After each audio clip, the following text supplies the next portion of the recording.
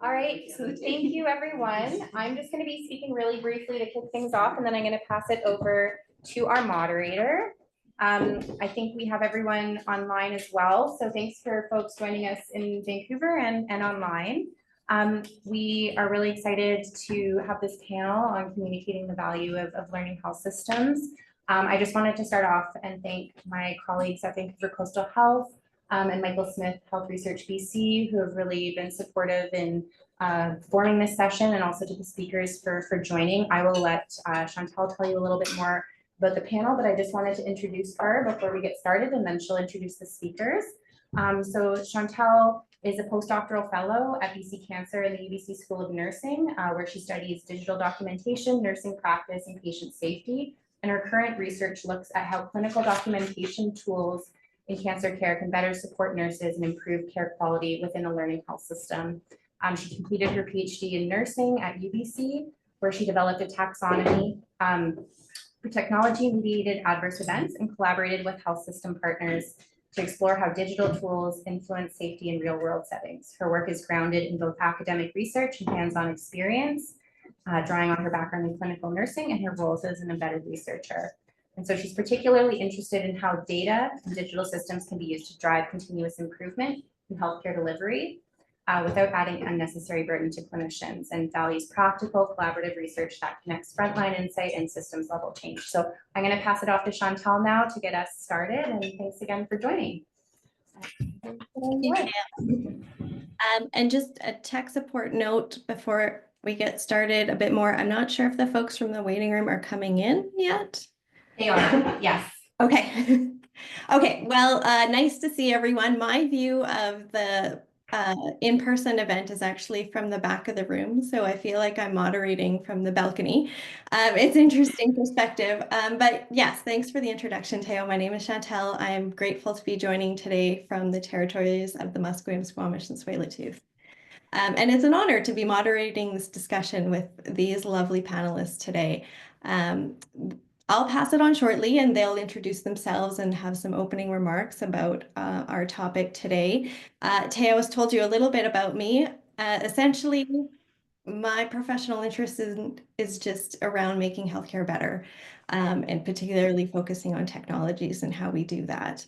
I am very excited for our conversation today because I feel like in my current role, learning health systems has become something that I live and breathe day to day. It's kind of in the forefront of my mind, no matter who I'm talking to.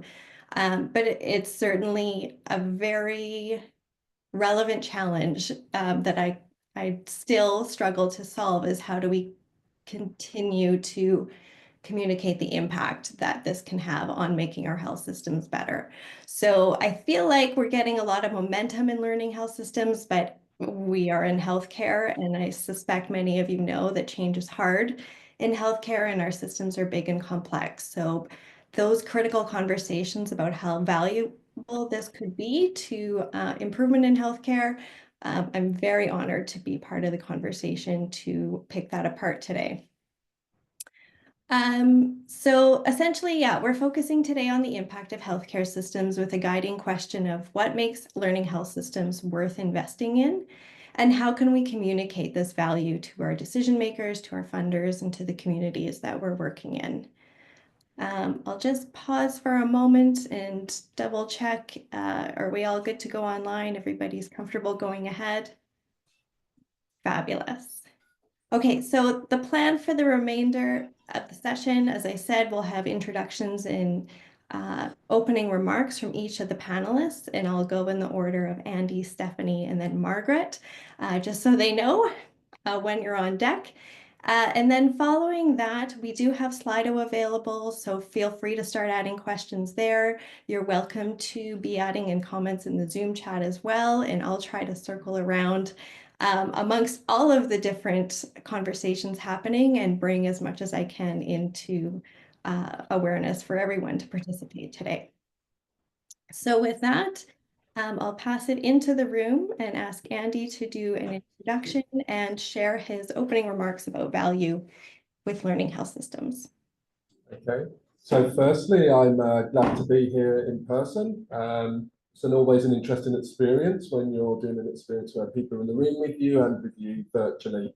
My name is Andy Day. I'm the Executive Regional Director of Primary Care for Vancouver Coastal Health, which essentially means I have responsibilities for all things primary care related in the VCH region. So whether that's family practice things, whether that's urgent primary care centres, things with primary care networks, developing policy, developing community health centres.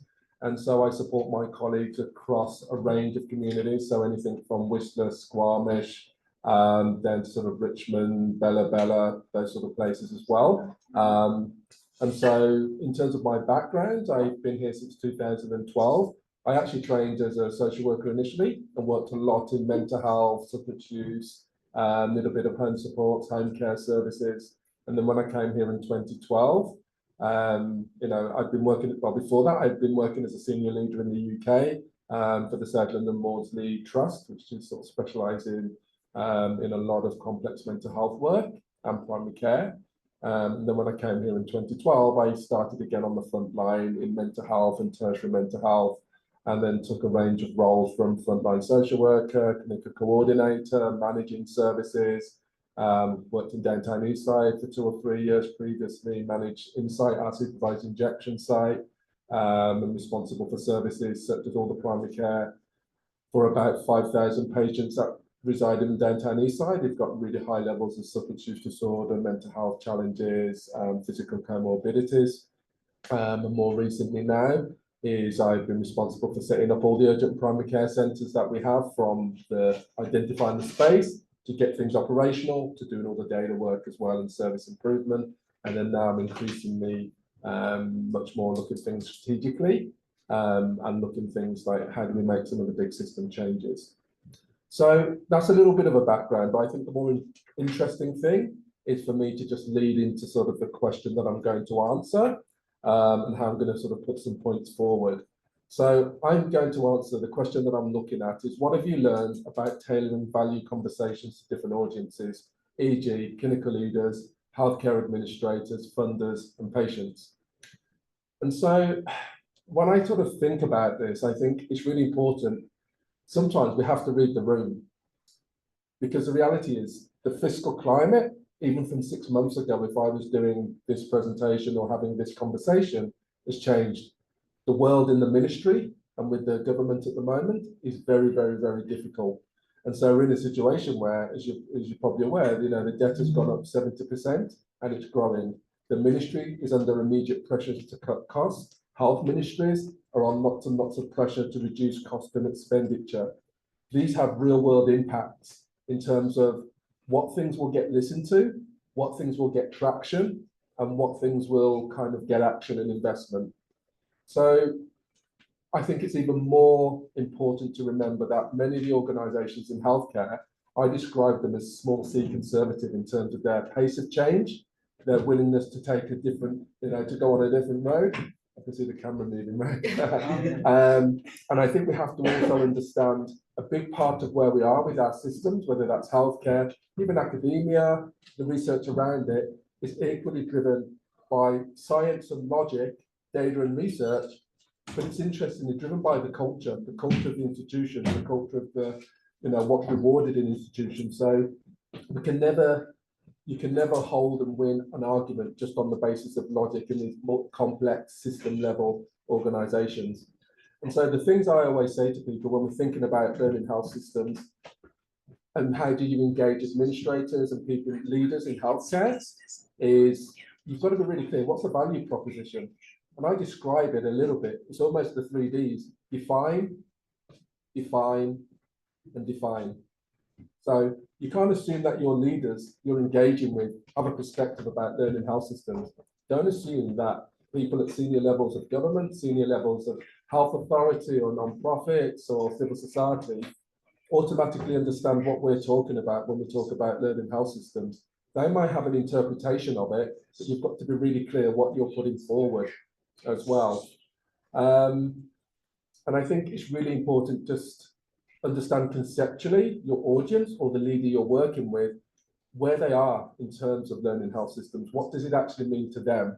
Make sure you understand it in that way. Just for context, I've had a long experience in managing frontline operations in healthcare. Day to day, I always describe myself and some of my colleagues, our attention spans are often really, really short. So if you just think of some of the things you may see in the media. So right now, immediate challenges we're always looking at, what's flow, like what's coming into the emergency room, coming into acute, what's primary care doing, what's happening in the mental health space, the home health, the home support, how we see all those patients every day and what does that look like? Or how are we dealing with the, the backup that I've got in an emergency room? How am I dealing with managing the capacity today at an urgent primary care centre? Because this morning we had really good staffing levels, but actually a patient's just had a code blue and had a cardiac arrest in the waiting room. That's not an exaggeration, it kind of happens. These are the challenges we're dealing with day to day, and the challenge is sometimes, and I come as a healthcare administrator, is that our mind and our brain looks down at the immediate problem in front of us and can be focused on this immediate day to day. And the ministry might be leaning in and like, we've got some issues at the emergency room, or we've got some issues where an emergency room and a neighbouring health authorities had to close, or we've got wildfire season and we're having patients repatriated into our system. How are we going to keep them safe? How are we going to provide them care? All of that is going on. And sometimes the risk when you're an administrator is that the idea around learning health systems seeing something over there, something distant, something academic, something interesting, but how can I make this work day to day? So I think we always need to be clear when we're talking about learning health systems. Think about when think about it in terms of what am I telling you? Why am I telling you this? And how does this help me with my work? Because again, as a leader, people come to me all the time around wanting to invest in different ideas, different concepts, things that might improve patient care, improve things for staff and patients. But we've got to be really clear, what are we bringing forward? What am I telling you again? Why am I telling you this? How does this help me in my work? Sometimes in operations, and when you're dealing with operations leaders, having to make it really clear by investing this time, doing this work over the long term, it will have short-term and long-term benefits for systems, because we live in a very short-term system in terms of our thinking about solving today's problems. And what we're often trying to do, and we need to think about, is how am I solving next year's problems? How am I solving the problems of 5 years out? And one of the joys that I have in my current role as a regional executive director, I focus more on thinking, what's the data telling me about our patient populations in all parts of Vancouver, for example, in the next 5 years, 6 years, 10 years, and how do we respond?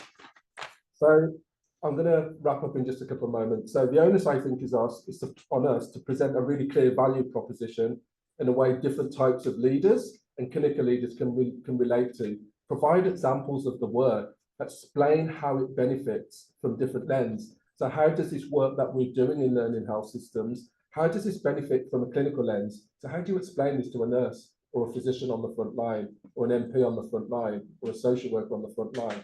How do you make this make sense in a tangible way? How do you make this make sense from a leadership lens? So as a leader, how do you make all these learning health systems? How does this make sense? How is this going to help me as a leader? What are you telling me? And also, and really important, what does this mean from a patient perspective? When you're framing anything with learning health systems, the things that will get Ministry of Health, that will get government, get health authority leaders, always got to be able to frame, what does this mean for patient care? What does it mean for a patient? What does it mean for outcomes? And so we've got to be really careful and thoughtful how we do that. It's really about telling a story in an engaging way, that's so it has relevance. So yes, the academic and the data points are important. Sometimes you've got to combine that with vignettes, case studies, examples to make it real. Doing this poorly just leaves us at risk of being perceived within operations world, like my world, as it being just an academic exercise, and that is remote from everyday realities of clinical care. And what we're trying to do is get a synthesis between that operational knowledge, that strategic knowledge, that data and the research, and how do we have that symbiotic relationship going back and forth that really supports patient excellence. And I think the overall, I would say, the key is to relate findings back to clinical care and the opportunities for further action. So when we find things and we learn things, don't just focus on how do you feed this information back to people higher up the hierarchy like me, or feed it back to the board of organizations. How do I feed this back down to my frontline medical leaders and clinical leaders? How do I feed this back down to the nurses that are on the front line doing some of this work? How do I help this make sense to them in a way that they understand and that they see value? Because I think where we are now, we're in a difficult fiscal situation and we go through cycles. The reality is the demand for learning health systems and helping us to get to the destinations where we need to go to, that's what's going to help us. But we might know that, but you have to continually reinforce the message. Define, define, define. Thank you, Andy. Wow, I could launch into 38 questions right now just based on what you said, but I'll just put maybe a little underline on a thought I had as I was listening to you before we move on to Stephanie. And it was interesting. I was reflecting on how you were talking about different perspectives that you might take in defining the learning health system. And I was sort of imagining two perspectives where you're constantly looking ahead at the horizon and where you want to be going and driving towards with your system, but then also always thinking about putting yourself in the shoes of the person that you're communicating with and what does it mean for your work. That's a question that's really going to resonate. I'm going to try to carry that with me. Thank you for those opening remarks. Stephanie, we'll move on to you. Please tell us a little bit more about your work and your opening remarks. Thank you very much. I want to start by commenting on an unfortunate reality, which is that the humans in the room are this way and the camera is this way. So it's a strict trade-off between with whom am I going to engage. I'm going to choose to engage with the humans, but that doesn't mean that I don't have you in spirit, online folks. So my name is Stephanie Harvard. My background in terms of education is in health economics and epidemiology, a little bit of health services research, but in my more recent professional life, I've been doing a lot of the philosophy of science. And a lot of what I've done in the last few years actually is about computer modeling and why our social and ethical values actually matter when we're building computer models. They're not something that can just be built from a scientific perspective and that's the end of the story. And we talk a lot about values in my field, and I think we talk a lot about both values and value in learning health systems. And today I was given a few different questions that I was asked to potentially reflect on. I almost chose the question about defining value, but then when I was writing the remarks, it was coming off really boring because it was a little bit of a lecture on, well, these philosophers define it this way and so on. So I didn't want to do that to you. So I wanted to address another question, but it's complicated enough that I had to make some notes. So I hope that the fact that I'm reading is not going to be too off-putting, but this will help me not go totally off the rails, okay? So the question that I decided to actually speak to is, what evidence, framing, or proof points most effectively generate and drive support for learning health systems initiatives? And my answer to this question is influenced both by theory that I've been studying and some of my experience. So on the theoretical side first, like I said, most of my recent work builds on the philosophy of science, and specifically the branch that analyzes social and ethical values in science and in decision making. And a really core insight there is that groups of decision makers are going to demand different standards of evidence in different decision making contexts. And that's in part because the social and ethical consequences of making a mistake in one way or another are going to be different from context to context. Now, furthermore, different individuals are going to demand different standards of evidence, even in the very same decision-making context. And that's because their individual ethical intuitions and their assessments of what's at stake are usually going to be at least a little bit different. So if we accept those insights, which I do, we should want to apply them to this question. What evidence generates support for learning health systems initiatives? And I think theory tells us, don't expect a simple answer to this question. Instead, the answer to this question should be quite local, right? It should be evidence that's tailored to the specific decision-making context, both in terms of the unique outcomes that people think are relevant to the situation, and they're going to see that a little bit differently, and the values of the specific decision makers that are in charge of deciding. Now, of course, hopefully those values that they have also reflect the values of the people that are going to be affected by the decision. And one thing that we want to talk about is how can we make sure that that's the case, right? Okay, so that's on the theoretical side. Now let me talk a little bit about practical experience, which I think points in the same direction. So I work at Legacy for Airway Health, which is an organization within UBC's Division of Respiratory Medicine. And it's focused on improving care and outcomes for people with COPD and asthma. And we work both with academic researchers and decision makers in health authorities and other parts of government. And I think we are in what strives to be a learning health system. Now, speaking just at a very, very high level, I think the experience that I have there so far reinforces that a learning health system is going to be shaped by decision makers' values, which influence what outcomes are prioritized, how trade-offs are managed, and what level of evidence is considered sufficient to support a given decision. Now, when disagreements arise, it's usually not over big picture goals, like, for example, eliminating cigarette smoking, right? We're all kind of on board that that's what we should do.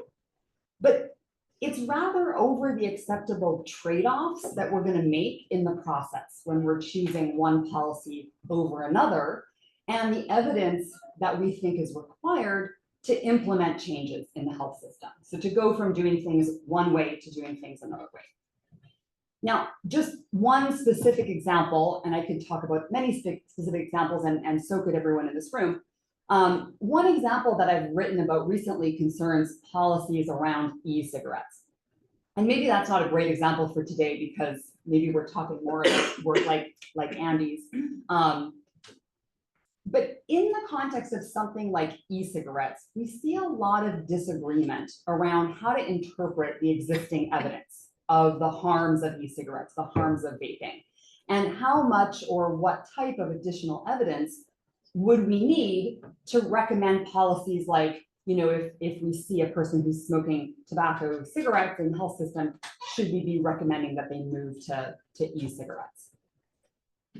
This actually is a more complicated issue than you might think. And one thing that we did in a recent paper that I think is relevant today is we just made some very big picture suggestions for how to improve the quality of the debates that we have. So there's three things that I think are relevant to consider, and I think they're relevant when it comes to learning health systems. So first, what procedure should be followed to make the decision? So a very common decision procedure in healthcare is cost effectiveness analysis. And I'm trained in health economics, so of course I could talk a lot about that. But in some contexts, we might find that decision makers are actually more inclined to make their decisions based on a specific interpretation of their ethical duties.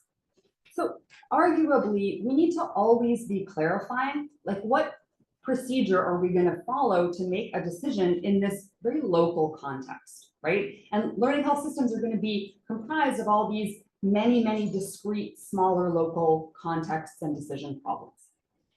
So second, is another thing that I think we should try to explicitly consider. What health outcomes or ethical duties are relevant to our decision? And what is their relative importance from different people's perspectives? And this is where we need to anticipate disagreements. And we should be looking for diverse perspectives to help ensure that the health system considers a range of possible values that you might have, not just the values of the decision makers with the most authority. Now, last, there's this key question: what evidence is appropriate to include or require in the decision-making process? And here we need to identify and engage, who has the power to make the decisions, but we also need to understand, like, what evidence do they think that they need? And are they considering the values, not just of maybe themselves and the people that they work very closely with, but the larger group of people that they represent? So to summarize, those are introductory remarks. I think we need to resist general answers to questions about evidential standards or what evidence is going to be the best when it comes to learning health systems. And I think we need to focus some attention on how can we better structure and promote productive debates about evidence and what evidence we think we need in learning health systems. Thank you so much, Stephanie. Was very interesting and stretched my mind a lot, sort of bouncing back between values and evidence. And I think that's such an important consideration for us all. I'm going to go next to my virtual colleague as well, Margaret. And then after Margaret's introduction and opening remarks, we'll be going to some Q&A. So as things come to mind, feel free to pop things into the Slido and we'll get to those questions shortly. So please, over to you, Margaret. Thank you. Thank you so much. And what a great discussion. And I really appreciate the comments of others before me. I am a family doctor by background, and I worked at a community health center for about 25 years in my earlier years in practice. And that was my first introduction to learning health systems at a very micro level, because we had the tremendous fortune of not being on the fee-for-service puppy mill, or no, that's wrong, hamster mill. And so we were able to protect some time in a week where the clinicians and the frontline staff, the MOA, sat down and talked about how our service was doing for our patients. And it was only an hour a month, but we checked in, and it was so valuable in addressing some of the issues, piloting solutions, looking to see if they work, adjusting them if they didn't. And I'm sure most of the people on this Zoom call and in the room know about the so-called PDSA, which is essentially what that was about. But beyond that, it was a way of developing relations with ourselves, and in doing so, providing relational care to our patients, and was hugely successful in retaining the team as a cohesive team for many years. And so, you know, at a very micro level, I think that one of the values that needs to be pitched at the system level, to the ministry, to boards, is that if you're worried about recruiting healthcare workers, if you build this learning health system in the micro environments in which they work, you're going to be much more likely to recruit them, to retain them by not only reducing moral distress, but by providing them joy at work, because they feel they're making a difference when things aren't going well, and they celebrate their successes. So that's kind of my own take on the micro level. One of my other roles more recently has been as a member of the Vancouver Coastal Health Board, and I was recruited to the board, I guess, and seems like a long time now, since 2017. Yikes. But in that role, you know, you suddenly jump from this micro level to a very macro level where you're dealing with all these wicked problems, like the one Andy mentioned, the flow issue, which is the issue that just keeps giving and giving, where, you know, when we have board meetings, the hospital's always on level 3 of surge, and it's a constant sort of focus of board deliberations as to, you know, how we can optimize flow so that there's not too much weight in the emergency department. So those that are admitted aren't admitted forever down there and never get a bed. And then those that no longer need to be there can find an appropriate place once they're discharged. So yes, you sort of thrust into this kind of very big challenge of looking at these issues.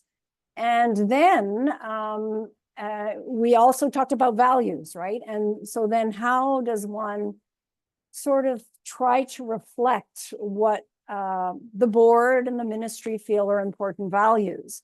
So here's where, you know, our board and many others adopted something called 4 pillars, which are the pillars, the value pillars that include planetary health, DEI, anti-racism, and Indigenous health. So we try to deal with these wicked problems with those lenses in mind. Not easy.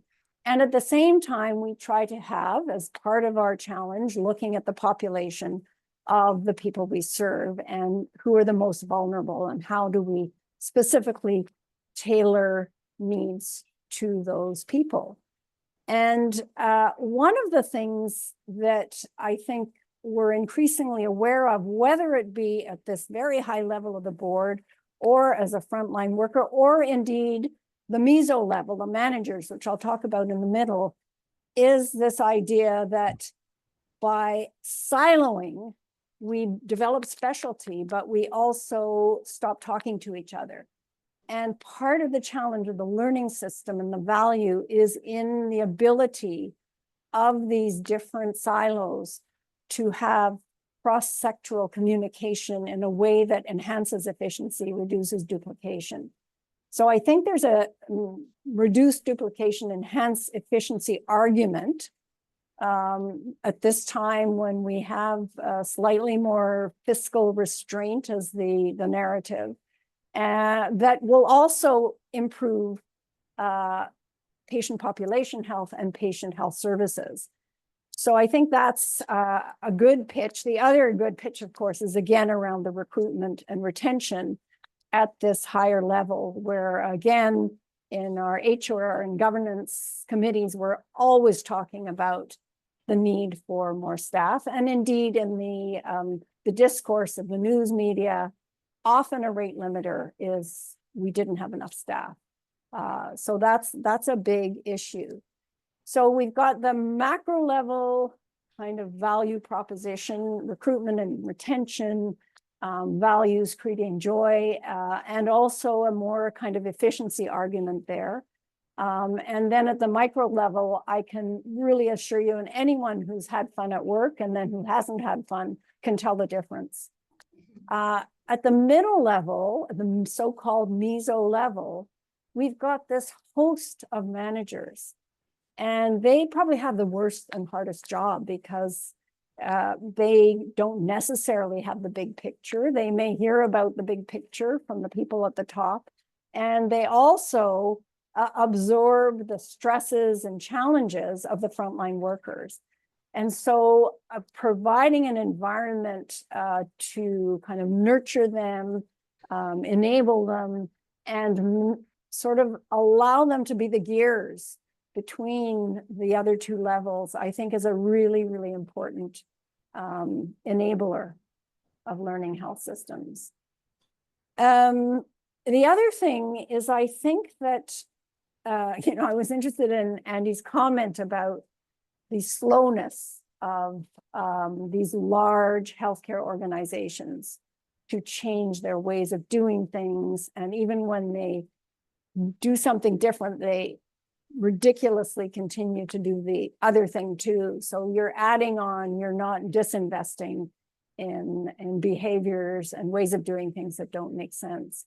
So I think another really important piece of this is this sort of debate and some tolerance for disruption as a way of being in the learning health system, and realizing that you don't want too much chaos, but you need a little bit of encouragement for people to think outside the box, to reimagine, and then to be supported to do that.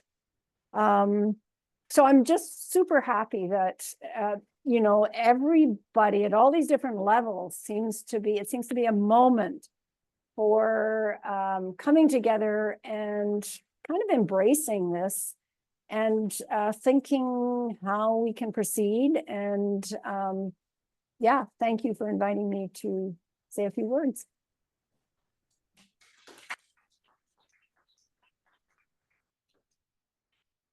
Thank you, Margaret. I fumbled with a mute button there. Sorry. I really appreciate your perspective in that, you know, from the multiple roles that you hold, you're experiencing and viewing learning health systems at the point of care. And you see it as well from a governance level at the board. So that's really unique. And I think the example of recruitment and retention to be able to illustrate that for an individual, this means having fun at work, which is really valuable. And you can see that value surface up to the level of governance and how that translates actually into millions in a budget line, perhaps. So thank you for your opening remarks. We do have a bit of time for questions, and also just before we close, probably at about past, we have a question for people in the room and online to discuss as well. So for Q&A, if you do have any questions for Slido, please get them in right away because we do have limited time. But at this point, I do see one. It's directed at Stephanie, and I know from hearing everyone's opening remarks, I'm going to also open it up for Andy and Margaret to comment as well, if you like. But the question is, where you see disagreements or where there are disagreements in diverse perspectives, how do you work towards consensus? So Stephanie, please. I'll just take it away. Take it away. What are your thoughts on these diverse perspectives? That's awesome. Thank you very much for the question. I do appreciate that. So first of all, I just want to say we have to keep in mind that we're not going to reach consensus on every issue. It's not a realistic expectation. There's always going to be some fundamental issues really deep down where people are going to disagree, and they're both going to have a reasonable view. Now, of course, in the healthcare system, I can understand there's a drive to reach consensus because what we want to do is we want to make a decision, and we want it to be a decision that the most people as possible are comfortable with and happy with. So there is a drive to reach consensus. So to the question, let's assume that that's a relevant goal a lot of the time. I think that the first step, the important step, is deliberation. And the type of deliberation that's going to surface two different things that are overlapping, but both equally important. So number one is the values side. So we need to have conversations in the course of deliberation that allow people to share what it is that is on their mind in terms of what's important to them. What are they trying to achieve? So when we have disagreements, very often what is going on, it's not, again, like I think I spoke to, it's not that we don't agree on what's good and bad. It's that we disagree on what kind of trade-offs we're willing to make to achieve one thing sort of as our priority. Or very often, how much are we willing to pay for a particular outcome over another? And sometimes in the health system, we do see relatively strict trade-offs, you know, or we're going to see a particular price tag to achieve, for example, let's say a particular type of improvement in terms of equity. And people are going to disagree on, well, how much can we afford to pay? If we go past a certain price, then we think we're going to have to sacrifice other things that are important to us. So we need to have structured deliberations that allow people to surface not only the big picture things that are important to them in terms of, for example, you know, the pillar that Margaret mentioned, or, you know, very often in learning health systems, we talk about, you know, patient experience and provider experience, population health, equity. I think everyone agrees that these are all important things, but we need deliberations that allow us to get at those trade-offs and how much do people, were they willing to trade off one of those things in exchange for another? So that's the values side of things. Then there is the more evidence side of things, the more empirical or descriptive, if you want to call it, side of things. And this is where the type of disputes that are going to be happening are, we disagree about the facts on the ground. That's a slightly different type of disagreement than disagreeing about what are our priorities and how much are we willing to trade off or how much are we willing to pay.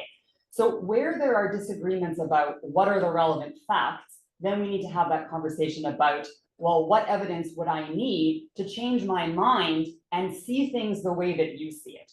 So if somebody, for example, let's say in the health authority comes to me and they say, and you can probably fill in an example here, this is what we're seeing in the emergency room. This is the phenomenon. These are the facts on the ground. And somebody else is going, I don't buy it. Well, what do I need to show you? What data is it that I need to show you for you to see things the way that I see them?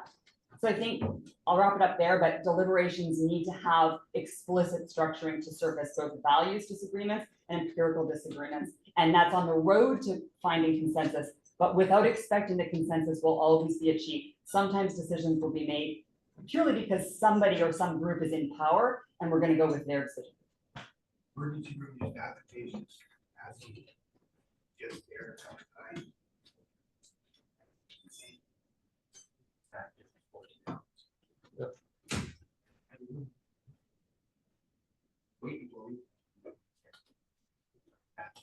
Can he be given a mic?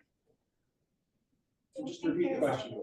Repeat the question I wasn't. or the statement? Did you hear it? I'm not sure what you're replying to. No, but- when you were, when you had, you said you were why, what the problem was in the emergency zone. And I was just on that. Oh, I It's see, not- right. Okay, so the relevant point is, and this is a relevant point, actually. It's not- Very. So when it comes to the emergency room, very often we'll hear evidence from patients. And patients will say, this is my experience in the emergency room. And then people will come back sort of with the retort like, well, that's anecdotal. That's one thing that happened to one person. I'm not giving that a lot of weight, right? And we may not like that, but that's a view that people are gonna have. So maybe the question is, okay, well, how many patients do you need to hear from to believe that those are the facts on the ground? Or what database is it that you need to access to see the big picture pattern within what margin of error to believe that that's the situation? Yeah, can I just add a couple of really short comments to what you said, which I agree with what I'm hearing in the room. Ultimately, if I look in some of the work that I do, and I sometimes will take things to the board for either approval or direction or whatever, I always start with the values. Why am I bringing this to you? But you have to start with your values first. I think there's a risk if we think that we're going to go to data research and go there first. We have to start. What are the values that I'm bringing forward, which is starting my thinking? What are we doing? Why are we doing it? And how are we going to do it? We have to break it down in simple terms, but I always say start with the values. It's not enough to have the best science, the best data, the best information. That doesn't necessarily change hearts and minds. You have to start with values and then look at how you layer in the other piece around data, around information. And you have to have that book a little bit as well. Thank you. I'm going to jump in. I think this is flowing very nicely into the question I see at the top of Slido right now. And I'm going to go to Margaret with this. The question connecting to that patient involvement. How can learning health systems be used to also advance patients as decision makers? Patients should be in the room and have decision-making roles. So Margaret, could we get your thoughts and comments on that initially? And then Stephanie and Andy, you're welcome to add in. Yeah, I think having been around certainly VGH for a few decades now, I do think there's slow movement and probably faster movement in the last 5 years to engaging patients in lots of stuff. And in fact, I think I saw on somewhere here that we have some of our patient engagement team.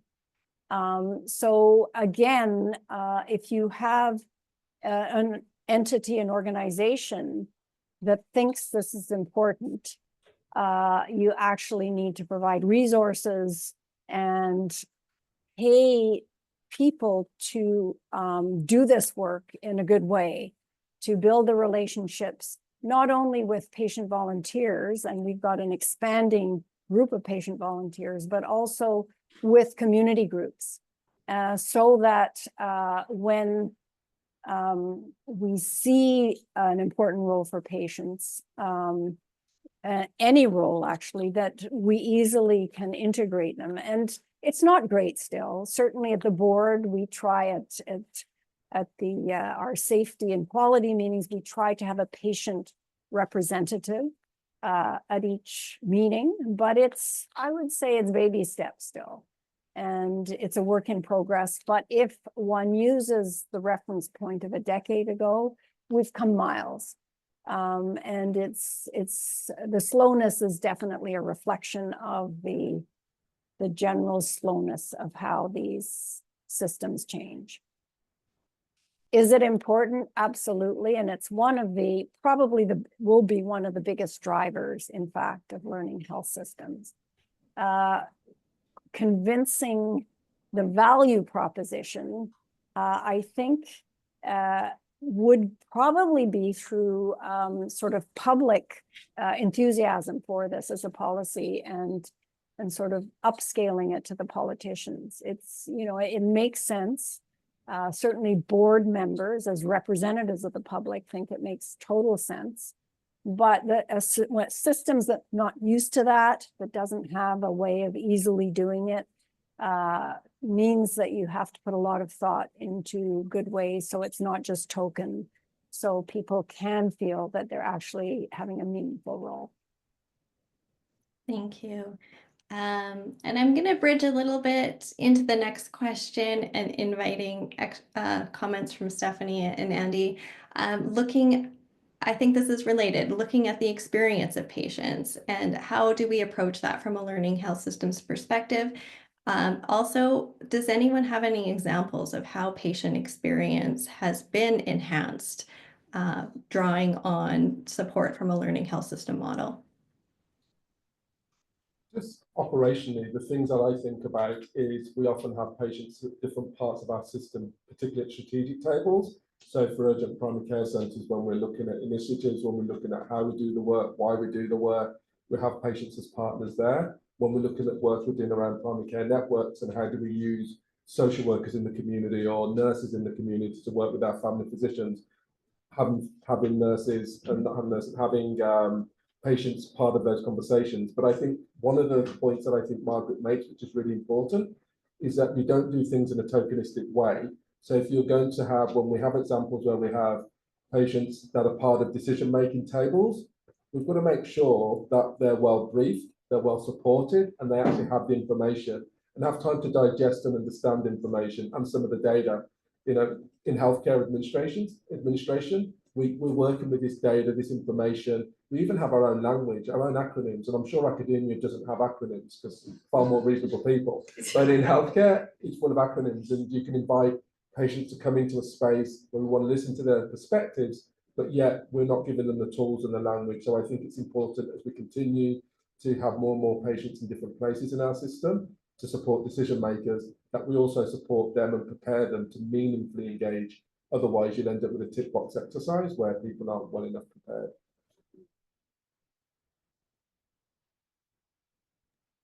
Thank you. I think we can fit in this one more question before we go to discussion, and I am very curious about this one as well. So if I wasn't voting, I'd have my vote on Slido too. But the question is, how can a learning system embrace disinvestment and de-adoption? And I find this so interesting because it's for us in healthcare who want to be doing and we want to be helping, it's somewhat counterintuitive sometimes to stop doing something. It can be quite difficult, as a caregiver and a care provider. The idea of stopping or not doing something, like I say, is counterintuitive. So I'm just curious, do you, Margaret's had to drop off, so Andy and Stephanie, do either of you have examples or challenges that you faced in this vein? I mean, I'm happy to give a short answer that comes from the health economics perspective. I'm not going to be able to populate this with a real world example, but I think I can make it relatively intuitive. So for me, one of the major advantages of a learning health system is that it's going to support really good cost effectiveness analyses. And cost effectiveness analyses honestly can be quite helpful in informing our decisions and funneling us towards what really works for us. And I think we can relate to this intuitively from our own lives, because we disinvest, de-invest, de-adopt in our day-to-day lives all the time when we're paying for something and we're finding that we're not actually getting very much benefit from it. So for example, in my everyday life, I might, for example, try a new multivitamin. And if I'm not getting any benefit from it in some period of time, I'm probably going to drop off. And that's going to be The same for whether it's a higher priced type of grocery item or a probiotic that I want to try. And it's routine for me to understand both what I'm paying for something and what I'm getting in return. And it matters to me intuitively what I'm spending across the board because my budget is limited. So we know this is intuitive from our individual lives, and the principle can be applied to the healthcare system. So all of us as taxpayers and members of the health system should be excited to find something that we want to de-invest in, right? Because what it means is we're going to actually recoup some dollars and we're going to find somewhere to spend them that's going to give us more bang for our buck. That's why health economic analysis is a valuable tool, and learning health systems and health economic analysis just go hand in hand. They're very similar types of concepts because the learning health system is just saying, let's be collecting the data that we need to populate those cost effectiveness analyses. Let's be using our day-to-day clinical interactions and opportunities in the health system to get those data and run them through cost effectiveness analyses and have learning communities scrutinize the results and deliberate about what we should do next. Thank you, Steph. What I would add to those comments, and I'd frame it slightly differently, you can look at this investment as an opportunity. When we look at it in terms of learning health systems, governments, public bodies of all sorts, do lots and lots of activities, and sometimes things get funded, they get carried out, service gets delivered. But sometimes the evaluation side and understanding that return on investment, does it really make sense? Does it overlap with other services? Are there just different ways of doing this?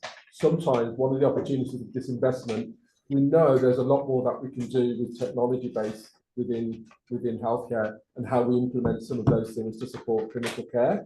And I think every so often, it can be disruptive and it's not always nice, but when we're in positions where you're having to really think in a really acute way about what this investment means and where you make those decisions and those choices, having the mindset of learning health systems and people being more comfortable with the ideas of how does academia, how does professional practice and frontline work, how does this kind of come together?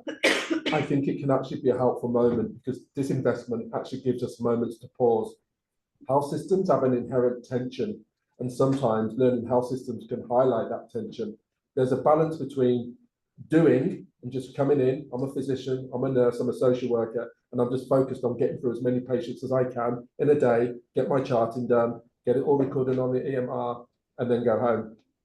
The other side of that, there's a tension, I think, sometimes with academia where there's space and opportunity for thinking, for planning, for looking at the theoretical underpinnings, looking at the data. And I think sometimes with that healthy tension, how do we use that healthy tension with learning health systems and operational services to think there's a tension, there's disinvestment on the horizon. How do we use this investment as an opportunity to pause, take a deep breath, and really think more deeply about what we need to do? Because otherwise what happens, we just continue on that treadmill. Excellent. Thank you so much. That's really amazing food for thought. I'm going to pause there. We are going to now shift a little bit to bring in some of the wisdom and experience in the room. We have a question for people to reflect on Slido. I believe it's going to come up onto the screen in the room as well. So for folks in the room, this is your chance to chat at your tables and talk with one another. For folks online, you can ruminate, you can chat, we can use our technologies to get our ideas out there. The idea is to reflect from what you've experienced, from what you've heard, maybe as a leader, as wherever you're coming from to this learning health system conversation at the local organizational or system levels.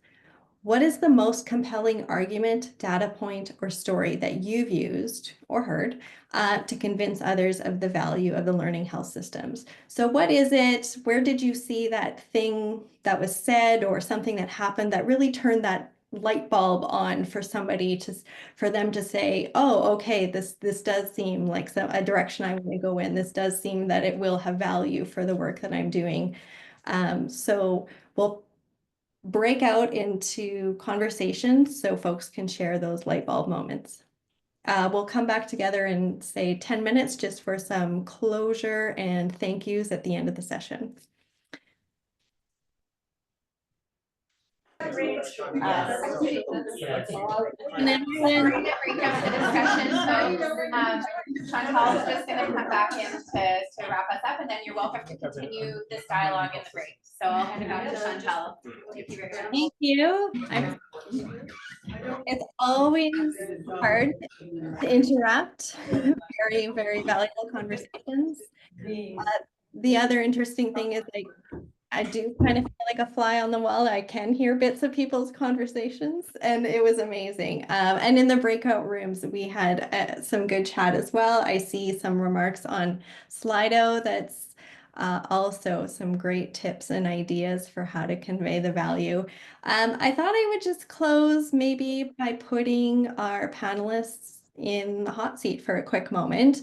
In the breakout rooms, we talked about these happened to come up with some like succinct little lines about how to quickly convey what a learning health system is or what the impact could be.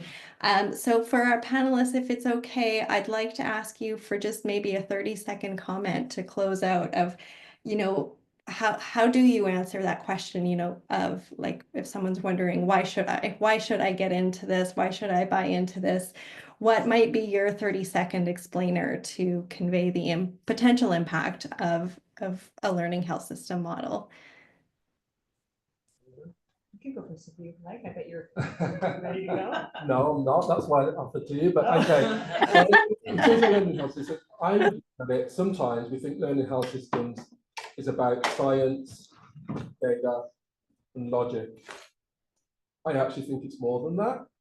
And whatever work we do in altering and changing systems and changing direction, you have to work on hearts and minds and values and bring that to the table first.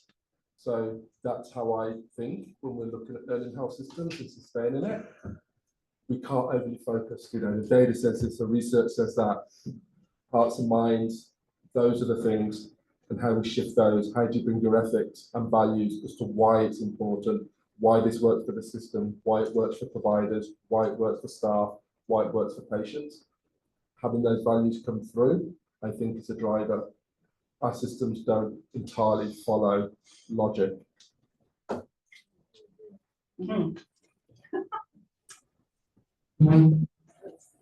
Shall I go, Chantal? Go ahead. I'm not going to time you. It's okay. I'm very grateful to you for going first, because now this gives me a chance to agree with you and totally reinforce what you're saying. Disagree.